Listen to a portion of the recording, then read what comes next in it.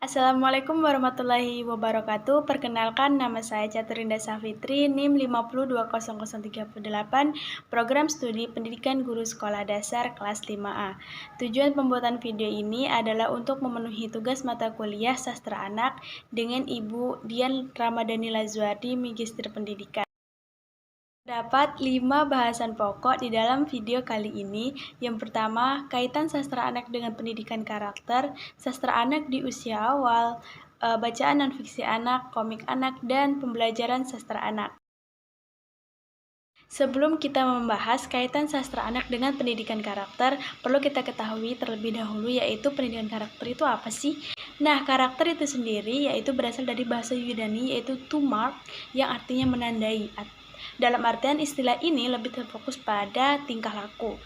Perlu kita ketahui juga terdapat dua pengertian karakter, yaitu seseorang yang bertingkah laku yang menunjukkan perbuatan baik seperti jujur, religius, suka menolong, dan begitupun sebaliknya, yaitu tingkah laku seseorang yang menunjukkan perilaku yang buruk seperti mencuri, tidak membantu orang, dan lain sebagainya. Oleh sebab itu, Kemendikbudnas menyatakan terdapat 18 nilai dalam pendidikan karakter seperti religius, jujur, disiplin, kerja keras, demokratis, dan lain sebagainya yang terdapat di dalam video. Selanjutnya yaitu kaitan sastra anak dengan pendidikan karakter. Sudah kita ketahui bahwa fungsi sastra anak itu sebagai media pendidikan dan hiburan, membentuk kepribadian anak, menuntun kecerdasan emosi anak. Dan pendidikan sastra anak juga sangat banyak memuat amanat tentang moral, pembentukan kepribadian anak, mengembangkan imajinasi dan kreativitas, dan lain sebagainya. Dilihat dari fungsi sastra anak itu sendiri, kita sudah lihat betapa pentingnya sastra anak ini dalam pembentukan karakter anak. Sastra anak mampu menunjang pertumbuhan dan perkembangan anak dari segi emosional, intelektual, imajinasi, rasa sosial dan religius, kemampuan mengeksplor, pengembangan bahasa, keindahan, wawasan multikultural, dan kebiasaan membaca. Dalam perkembangan emosional, dapat dipahami bahwa sastra lisan yang berwujud puisi pada lagu tersebut dapat merangsang kegembiraan anak, merangsang emosi anak untuk bergembira, bahkan ketika anak masih berstatus bayi. Emosi gembira yang diperoleh anak tersebut penting karena hal itu juga akan merangsang kesadaran bahwa ia dicintai dan diperhatikan. Dan secara tidak langsung, dengan membaca buku-buku cerita itu, anak akan belajar bersikap dan bertingkah laku secara benar. Lewat bacaan cerita itu, anak akan belajar bagaimana mengelola emosinya agar tidak merugikan diri sendiri dan orang lain. Adapun dalam perkembangan intelektual, agar dapat memahami cerita, anak harus mengikuti logika hubungan sebab akibat. Mungkin saja anak mempertanyakan alasan tindakan-tindakan tokoh, reaksi tokoh, menyesalkan tindakan tokoh, dan lain sebagainya. Jadi, lewat bacaan yang dihadapinya, itu aspek intelektual anak ikut aktif, ikut berperan dalam rangka pemahaman dan pengkritisan cerita yang bersangkutan. Dengan kita membaca cerita, itu aspek intelektual anak juga ikut berkembang. Nah, dalam perkembangan imajinasi, dalam membaca bacaan cerita, sastra imajinasi anak dibawa berpetualang ke berbagai penjuru dunia melewati batas waktu dan tempat. Tetapi, tetap berada di tempat, dibawa untuk mengikuti kisah cerita yang dapat menarik seluruh kedirian anak. Lewat cerita itu, anak akan memperoleh pengalaman yang luar biasa yang setengahnya mustahil diperoleh dengan cara-cara selain membaca sastra. Dalam pertumbuhan rasa sosial, bacaan cerita sastra mendemonstrasikan bagaimana tokoh berinteraksi dengan sesama dan lingkungan, baik itu interaksi saling membantu, bermain bersama, menghadapi kesulitan bersama, dan lain sebagainya. Dalam kehidupan anak akan menyadari bahwa ada orang lain di luar dirinya dan bahwa orang akan saling membutuhkan. Kesadaran inilah yang kemudian dapat ditumbuh kembangkan dalam diri anak lewat bacaan sastra, lewat perilaku tokoh. Poin yang kedua yaitu sastra anak di usia awal. Nah, sastra yang diberikan kepada anak merupakan sastra yang bermediakan suara dan didukung oleh gerakan-gerakan anggota badan. Jika puisi yang diberikan kepada anak, maka puisi-puisi itu merupakan puisi-puisi yang dilakukan. Adapun jika cerita fiksi yang diberikan kepada anak, maka cerita itu adalah cerita yang dikisahkan secara lisan ataupun cerita yang dibacakan dengan buku.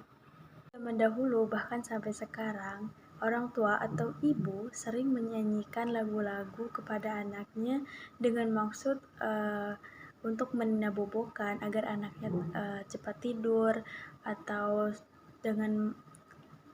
ingin membuat anaknya senang dan lainnya. Dan itu juga sebagai curahan kasih sayang mereka kepada anaknya. Puisi lagu dolanan merupakan salah satu nyanyian-nyanyian atau senandungan para ibu zaman dahulu yang diberikan kepada anaknya.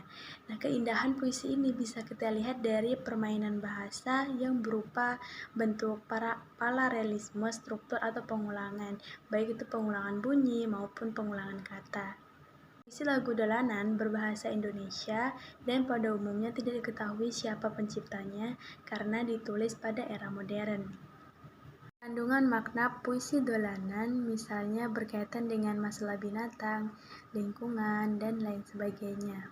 Uniknya, puisi lagu dolanan ini diperkenalkan kepada anak lebih awal sejak anak belum bisa berbicara, sehingga anak hanya menikmati liriknya bukan bahasanya. Dan secara tidak langsung, anak belajar bahasa secara alamiah. Dengan kata lain, puisi-puisi lagu ini memberikan input atau menambah dan memperkaya bahasa anak. Puisi tembang dolanan merupakan puisi yang mengandung makna berkaitan dengan adat istiadat, religius, lingkungan sosial, budi pekerti, dan lain sebagainya. Aturan-aturan penulisannya pun juga sudah pasti jelas dan tidak boleh dilanggar. Pada umumnya, puisi ini tidak diketahui kapan dan siapa penciptanya. Keindahan yang bisa kita lihat dari tembang dolanan ini yaitu selain dari struktur dan permainan katanya, bisa kita lihat dari keindahan bahasa puisi tersebut. Budaya Inggris, lagu dolanan dikenal dengan nursery rhymes yang berisi puisi-puisi kesayangan yang dinyanyikan sebelum tidur. Cerita lisan lahir dari perkembangan anak yang belum mengenal cerita tulis dan belum bisa membaca. Biasanya cerita lisan berupa dongeng fabel maupun cerita-cerita yang mengandung suri tauladan lainnya. Dan cerita lisan ini diceritakan sebelum tidur sebagai upaya untuk menidurkan anak, dan ini memberikan efek kenyamanan. Serta cerita lisan ini mengajarkan anak untuk mengembangkan imajinasi dan kreativitasnya. Penanaman budaya literasi harus dilakukan sejak kecil. Dan proses penanaman budaya tersebut diawali dengan memperkenalkan cerita bergambar yang dekat dengan kehidupannya. Buku alfabet dipergunakan untuk memperkenalkan, mengajarkan, dan mengidentifikasi huruf-huruf. Buku ini mengasosiasikan alfabet terhadap suatu objek, menekankan literasi visual dan verbal. Berikut ada macam-macam buku alfabet. Yang kedua ada buku berhitung, digunakan untuk mengenalkan angka-angka kepada anak di usia awal, terdiri dari literasi visual dan literasi angka. Terdapat 4 macam-macam buku berhitung. Buku konsep adalah buku yang sengaja dirancang bagi anak untuk mengenal dan mempelajari dunia.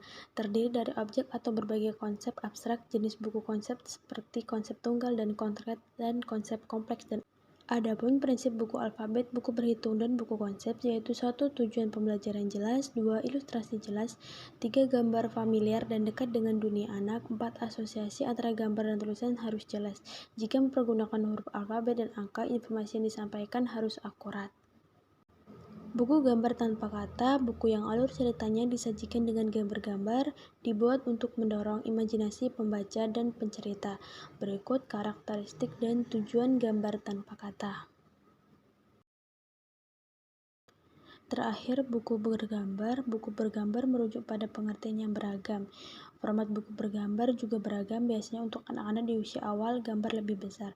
Bahasa yang digunakan sederhana dan jalan cerita terdiri dari masalah yang terjadi di kehidupan dari sudut pandang anak-anak. Berikut fungsi cerita bergambar. Poin ketiga yaitu bacaan non-fiksi anak.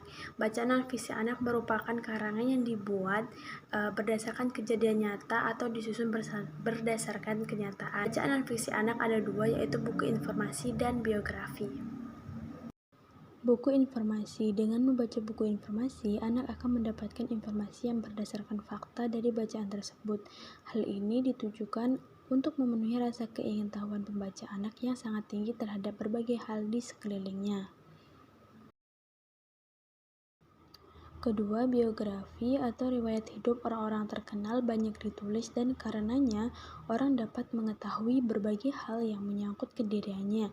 Dengan membaca biografi, anak akan memperoleh pengetahuan, pengalaman hidup, keteladanan, dan lain-lain yang bermanfaat lewat bacaan yang menyenangkan.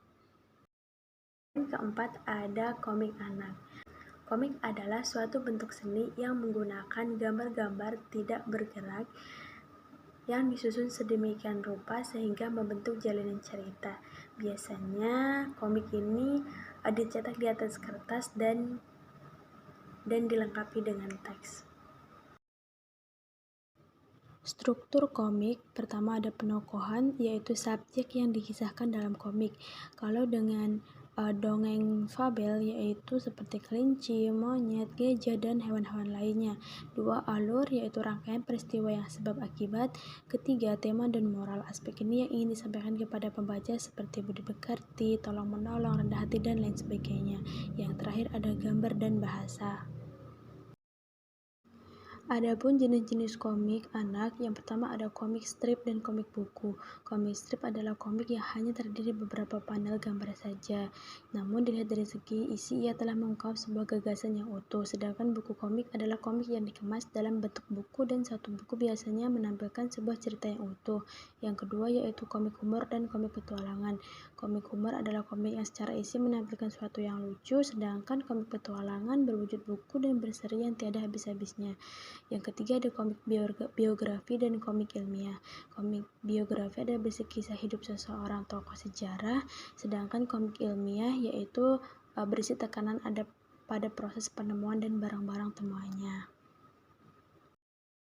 Kelima yaitu pembelajaran sastra anak. Dalam pembelajaran sastra anak, tentunya kita akan memilih karya sastra yang secara khusus disusun untuk dapat dipahami oleh anak-anak, yang memuat banyak materi tentang moral dan berisi tentang dunia yang akrab dengan lingkungan anak-anak. Adapun strategi pembelajaran sastra anak yang pertama yaitu bercerita. Cerita yang dibawakan guru secara lisan harus menarik dan mengundang perhatian anak dan tidak lepas dari tujuan pendidikan bagi anak. Artinya tidak monoton dan tidak membuat anak bosan. Yang kedua yaitu strategi membaca dan dibacakan. Strategi membaca yaitu anak diharuskan untuk membaca sendiri, dan untuk yang belum bisa membaca yaitu dibacakan oleh guru. Perlu dipilih bahan bacaan yang sesuai dengan tingkat perkembangan kognitif, emosional, kebahasaan, maupun nilai karakter yang menjadi fokus pembelajaran. Ketiga, strategi melihat dan mendengarkan, yaitu seperti kita menonton video, yaitu anak melihat dan mendengarkan. Ini untuk melatih keterampilan menyimak anak didik. Membaca puisi, deklamasi, dan praktik membaca. Modal penting dalam strategi ini adalah suara. Strategi membaca puisi dilakukan lewat membaca puisi dengan suara keras dan nyaring. Jika kegiatan ini dilakukan tanpa teks, maka strategi yang dilakukan adalah strategi deklamasi. Adapun untuk strategi bercerita, yaitu dilakukan dengan meminta anak didik untuk menceritakan suatu cerita. Terakhir yaitu bermain peran memerankan tokoh tertentu yang memiliki karakter tertentu sebagaimana terdapat dalam karya sastra yang dipelajari. Mungkin itu saja yang bisa saya sampaikan. Kurang lebihnya saya mohon maaf. Kepada Allah kita sama-sama mohon ampun. Saya akhiri, wabillahi taufiq wal hidayah. Wassalamualaikum warahmatullahi wabarakatuh. Bye-bye.